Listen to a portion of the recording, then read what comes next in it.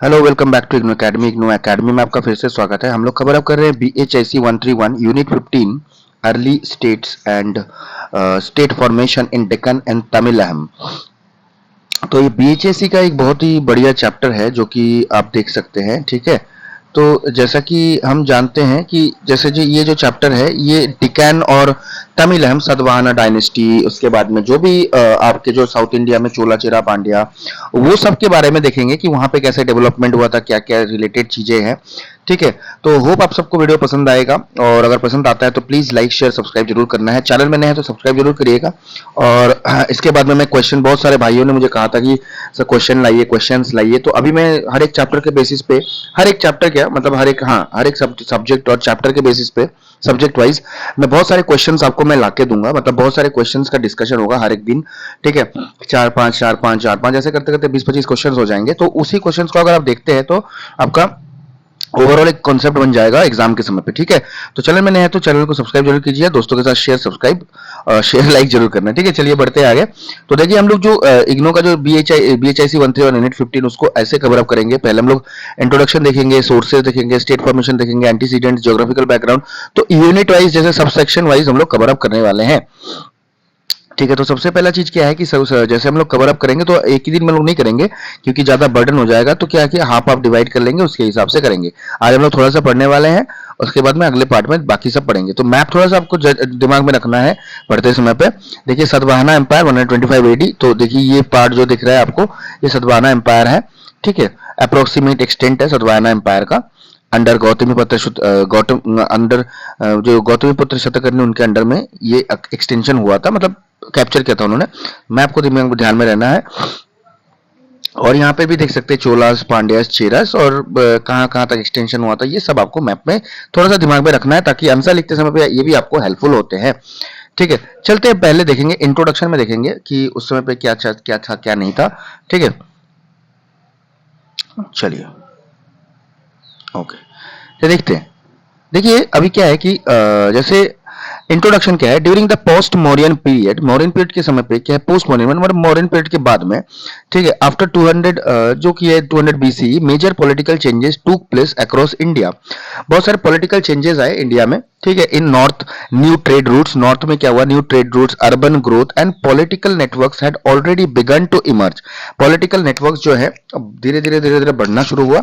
The Deccan and the southern India, जिसको हम लोग बोलते हैं तमिलहम भी बोलते हैं, ठीक है, साउदर्न इंडिया को, to witnessed a gradual transition from chiefdoms to early states. Chiefdoms मतलब क्या है कि मतलब कोई भी एरिया का जो चीफ होता था, मतलब राजा तो नहीं, खैर राजा की तरह ही। ठीक है, तो वो फिर उसके बाद में डेवलपमेंट होता गया, पॉलिटिकल सिनेरियो आती गई। ठीक है, ये सब चीजें हैं। देखो चीज दोस्तों, एक ऐसा चीज मैं आपको बता रहा हूँ कि जैसे कि क्या होता है कि हम लोग जब पढ़ रहे हैं ना, तो आपको इंग्लिश में पढ़ना बहुत जरूरी है। जहां जहां हिंदी में बताना जरूरी होगा, मैं वहां पे आपको हिंदी में बताऊंगा। बेसिकली क्या है कि इग्नू में आपको क्या होता है कि इंग्लिश में आंसर जवाब देना होता है इंग्लिश में। तो इंग्लिश में ही मैं ज्यादातर कोशिश करूंगा कि थोड़ा थोड़ा समझाने के लिए या फिर बताने के लिए। बहुत मैं धीरे धीरे स्लो प्रोसेस में करूंगा। अगर आपको स्लो या कम या ज्यादा स्पीड लगता है तो आप अपने हिसाब से क्या करिएगा, आप अपने हिसाब से चेंज कर सकते हैं। ठीक है, अपने हिसाब से चेंज कर लीजिएगा। मतलब अगर स्पीड बढ़ाना है तो जाके सेटिंग्स में स्पीड बढ़ा सकते हैं, स्पीड कमाना है तो स्पीड वहीं से कम जाएगा। ठीक है, this unit studies how processes unfold in this regions between रफली 200 BC एंड 300 CE। तो ये दोनों टाइम के बीच में क्या चेंजेस हुई देखेंगे। इन द डिकान सतवाहनास रोज, जैसे कि सतवाहना का मैप आपने देखा था, तो डिकान एरिया में सतवाहना, देखो मैप कितना इंपॉर्टेंट है तो पता चल जाएगा वो सतवाहना अच्छा वहां पे है, rose as the first historically attested ruling dynasty. They created a political structure that integrated several local lineages and communities under a wider territorial administration. तो इनका जो political structure था बहुत ही local lineage था, मतलब एक single और अंडर एक wider territorial administration, एक administration बढ़िया administration होता था। The Deccan's position between North India and the peninsula gave it access to both inland and maritime trade. Maritime trade और इनलैंड मतलब ट्रेड में बहुत अच्छा से एक्सेस मिला था, which generated the resources necessary for political consolidation in Tamilaham. अब तमिलहम में क्या हुआ, however political formation took a different path. Political formation क्या है कि अलग पाथ लिया था, दूसरे तरीके से चला था। The Sangam literature describes a society organised around chiefdoms. ठीक है। तो ये क्या है कि इंपॉर्टेंस मैंने कहा था, राजा तो नहीं, राजा की तरह लोग अलग अलग अलग अलग हिसाब से, ठीक है। यहाँ पे क्या क्या संगम लिटरेचर में बताया जाता है कि सोसाइटी जो थी अलग तरीके से ऑर्गेनाइज थी। जो चीफडम्स थे, मतलब कुछ कुछ लोग हो गए, उसके इंपॉर्टेंट ये है, जैसे मान के चलो कि 4-5 लोगों का टीम लीडर हो गया, टीम लीडर का मैनेजर हो गया, मैनेजर का जनरल मैनेजर हो गया, तो इस हिसाब से चलता था। जैसे Velir, Mutharaiyar and others, each ruling over specific ecological zones known as tinai, अलग अलग इंस्टीड ऑफ सेंट्रल स्टेट की जगह पे तिनाई, जैसे मैंने कहा है, जैसे तमिलहम was divided among kin-based chieftains who maintained power through tribute, warfare and redistribution of the booty. The introduction मतलब अपना अपना जो भी ट्रिब्यूट थ्रू ट्रिब्यूट हो गया, वॉरफेयर हो गया, तो ये है कि किंग भी शिफ्टन है ना, तो ट्रिब्यूट दे दिया, वॉरफेयर, ठीक है, जहां से जो मिलता था रिडिस्ट्रीब्यूशन कर दिया गया।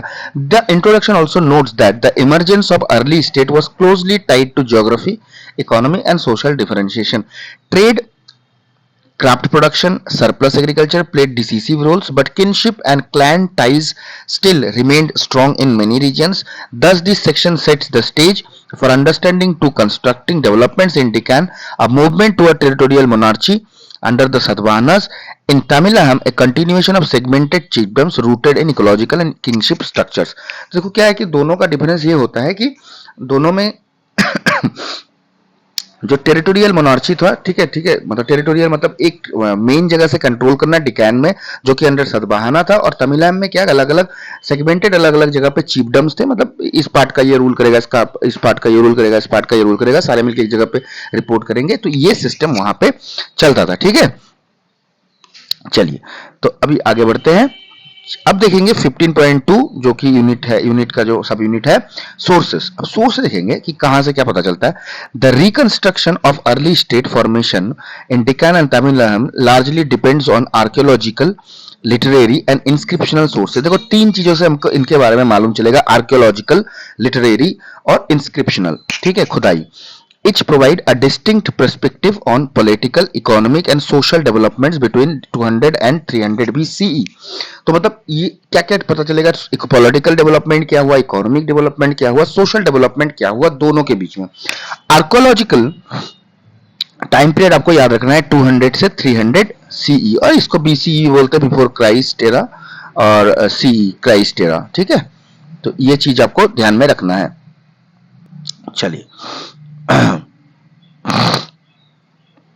ओके, चलिए, archaeological sources, extensive excavation at sites, कहां पे, जैसे साइट्स बहुत सारी चीजें हैं। आर्कियोलॉजिकल सोर्सेस का मतलब मेन आर्कियोलॉजिकल सोर्सेस का जो साइट्स है, वहां पे क्या क्या एक्सकेवेशन हुआ था, जहां पे जैसे कि प्रतिहस्तगिरी, निवासा, Nasik, Ter and Amaravati in Deccan, and Arikamedu, Uraiyur, Kaveripatanam and Kodumanal in Tamil Nadu have revealed urban layouts, pottery, especially northern black polished ware and rowletted ware, coins and terracotta figurines. तो इन जगहों पे ये चीजें देखने को मिली थी, जिससे पता चलता है कि हाँ उस समय के बारे में पता चलता है, ठीक है। जैसे कॉइन्स हो गए, जगह के नाम याद रखना है थोड़ा बहुत। This finds to point to regional trade networks, craft specialisation and growth of urban centres. पता चलता है कि ग्रोथ ऑफ अर्बन सेंटर्स है।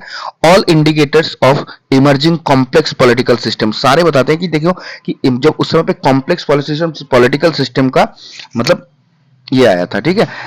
अब देखो inscription second, in the deacon inscriptions of the Satavahanas found in caves and stoops like Nasik, Karle and Kaneri are crucial. इन जगहों पे जो caves मिला था उन पे inscription भी मिले थे। They record royal donations, religious patronage, land grants and administrative control.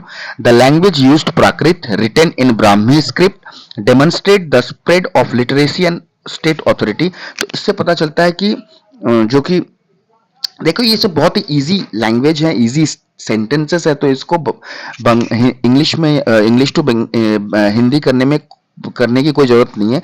तो मैं धीरे धीरे पढ़ रहा हूं, आपको समझ में आ जाएगा। This records maintain rulers such as Gautamiputra Satakarni and Vasishthiputra Pulumavi who maintain extensive political control, ठीक है। पॉलिटिकल कंट्रोल डिकैन की बात कर रहा हूं मैं यहाँ पे, ठीक है। अब आता है Tamilakam. In Tamilakam inscriptions are limited but Tamil Brahmi inscriptions on pottery and cave shelters, especially in Madurai, Tirunelveli, and Pudukkottai regions, record personal names, trade guilds, and donations by local elites and merchants. क्योंकि local elites and merchants वहां पे तो king के बारे में बताया गया था डिकैन में, सतकर्णी वगैरह वगैरह। बाकी यहाँ पे लोकल एलिट्स एंड मर्चेंट्स के बात में बताया गया क्योंकि तो चीफडम्स थे, ठीक है, चीफडम्स का सिस्टम फॉलो होता था। They suggest an organized social structure with emerging political hierarchies, ठीक है।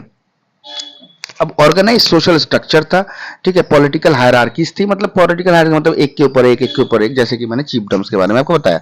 उस हिसाब से लिटरेरी सोर्सेज के बारे में देखेंगे। The Sangam literature such as Ettuthogai and Pattuppattu, Pattuppattu, ठीक है, offers vivid descriptions of political and social order in Tamilaham, the valor of chiefs, warfare, patronage of poets, and the ecological diversity of the land. For the Deccan, Purans, foreign accounts, periplus of Erythraean Sea and Buddhist texts supplement inscriptional evidence. तो इन जगहों के बारे में inscriptional यहाँ से हमको देखने को मिलेगा या फिर जानने को मिलता है, ठीक है। चलिए, वीडियो थोड़ा सा बड़ा होगा पर कुछ करने के नहीं है, कर तो नहीं सकते क्योंकि थोड़ा सा हमको देखना है, ठीक है। 15.4 तक 15.5 तक है, फिर भी कोशिश करेंगे हम लोग 15.3 कवर अप करने के लिए। 10-15 मिनट में ही कवर अप करेंगे क्योंकि अगर ज़्यादा करेंगे तो थोड़ा सा बड़ा हो जाता है, पर क्या करना है, पढ़ाई लिखाई तो करनी है। अगर पढ़ाई लिखाई करनी है तो थोड़ा बहुत तो आपको सेक्रीफाइस करना पड़ेगा, ठीक है। अगर आप जानना चाहते हैं या फिर पढ़ना चाहते हैं तो कोई नहीं, करते रहिए, पढ़ते रहिए, ठीक है, होता रहेगा, ठीक है। थोड़ा सा करेंगे, कुछ नहीं है, ठीक है। चलिए, स्टेट फॉर्मेशन देखेंगे। The process of state formation, अब स्टेट कैसे बन रहा है, क्या क्या सिस्टम से बन रहा है, सब देखेंगे।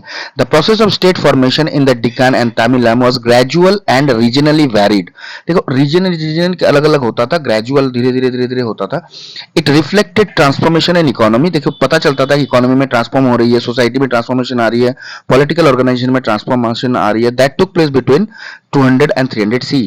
In Deccan, the rise of Satavahanas marks the first major instant of state formation in this region. ठीक है, सतवाहना के राइज के साथ साथ पता चलता था कि वहां पे इंस्टेंट स्टेट फॉर्मेशन कैसे होती थी इन रीजन्स में। Emerging after decline of Mauryan control, Mauryan control के बाद में हो रहा था, इमर्ज हो रहा था। They unified various tribal and local chieftains under central authority, देखो सारे को मिला के एक जगह पे लाया था उन्होंने, लोकल चिप्टेंस या फिर ट्राइबल चिप्टेंस जो भी थे, ट्राइब्स के लोग थे, लोकल मतलब ट्राइब्स, ट्राइबल हेड्स थे, चिप्टेंस थे, उनको सब एक ही जगह पे लाया गया था। Their rule extended over large parts of Maharashtra, Andhra Pradesh and northern Karnataka. The economic base of Satavahana state lay in agriculture, main इनका बेस जो था सतवाहना का income source agriculture, trade and crafts.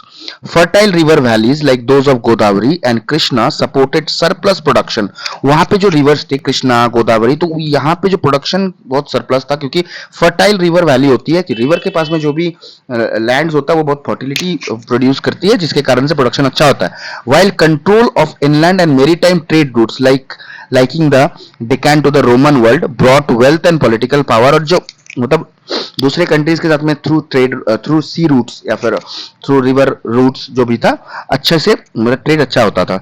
The Satavahana issued coins, maintain and administrative hierarchy and supported Buddhist and Brahmanical religious institutions. देखो सतवाहना क्या क्या maintain करती थी, all science of structured state system, जो था कि स्टेट साइंस क्या, स्ट्रक्चर्ड स्टेट सिस्टम, मतलब स्टेट सिस्टम बहुत अच्छे से चलता था, सिंगल पावर, सेंट्रल पावर, ठीक है, अलग अलग जगहों पे कॉइन इशू किया गया था, एडमिनिस्ट्रेटिव हायरार्की मेंटेन थी, बुद्धिस्ट एंड ब्राह्मणिकल सिस्टम्स को, रिलीजियस को, इंस्टीट्यूशन को सपोर्ट करना। Their inscriptions refer to officials such as amatyas, ministers, ठीक है, इंस्क्रिप्शन में बताया गया है कि ऑफिशियल्स क्या क्या थे, मिनिस्टर्स को amatyas, mahasenapati army chiefs and mahatalavara local officers, showing the emergence of bureaucracy. तो इसमें पता भी चलता है कि जैसे ये जो नाम बताया गया या फिर डेवलप कराया गया, फिर बताया गया, तो इसमें पता चलता है कि ब्यूरोक्रेसी का भी बहुत अच्छे से इमरजेंस हुआ था। Political illegitimacy was also enhanced through Brahmanical rituals, genealogical claims liking the Satavahanas to earlier dynasties. In Tamilaham, in contrast, Tamilaham developed a segmentary political system. The region was divided among numerous chieftains, ठीक है। Reason को divide किया गया था अलग अलग चिफ्टों के, इस एरिया का तुम ये हो, इस एरिया का तुम हेड हो, ऐसे ऐसे। एक सेंट्रल पावर नहीं थी, जैसे Velir, Vendars and Kurunilam mannars who control specific territories and eco zones. तो अलग अलग टेरिटरीज और अलग अलग इको जोन्स को कंट्रोल करते थे। Power was exercised through kinship ties, warfare and redistribution of wealth rather than through a centralize bureaucracy. तो अब देखो सेंट्रलाइज ब्यूरोक्रेसी नहीं थी इसमें, क्या की एक्सरसाइज, जो पावर एक्सरसाइज करके क्या था, kingship ties, warfare and redistribution of wealth. मतलब ये चलो ये दे दिया तुमको, तुम ये तुम्हारा एरिया ये है, तुम इसको मैनेज करो, जीतने के बाद में तुमको ये एरिया दे दिया गया, तुम्हारा एरिया ये, तुम वहां पे उगाओ खाओ, जो भी करना है करो। तो इस हिसाब से तमिलनाडु और डेक्कन स्टेट की डिफरेंस है। तो चलिए पार्ट 1 यहाँ पे हम लोग एंड अप करेंगे, क्योंकि इसके बाद में पार्ट 2 में वीडियो बनाने वाले हैं। पार्ट 2 का अलग पार्ट से आएगा, ठीक है। पार्ट 1 अगर पसंद आए तो लाइक करिए, दोस्तों के साथ में जो भी इग्नो में पढ़ते हैं, और इसके बाद में मैं थोड़ा सा इग्नो रिलेटेड कोई भी प्रॉब्लम हो तो कमेंट में जरूर बताइएगा, ठीक है। नेक्स्ट पार्ट में मिलते हैं, पार्ट 2 कंटिन्यूएशन। पार्ट 1 हम लोग यहीं पे कवर अप करेंगे, ठीक है। पार्ट 1 यहीं पे कवर अप करेंगे, और ज्यादा वीडियो बड़ा ना हो जाए, इसी वजह से मैं पार्ट 1 को कंक्लूड कर रहा हूँ यहाँ पे। थैंक यू, और बने रहिए हमारे साथ।